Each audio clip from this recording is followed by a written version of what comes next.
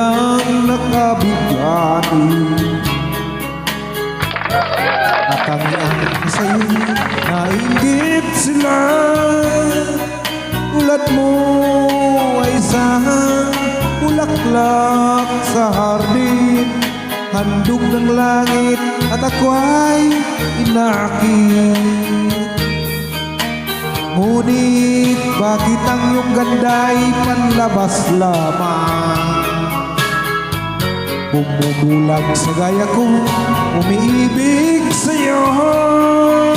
Ikaw pala ay rusas na walang bago.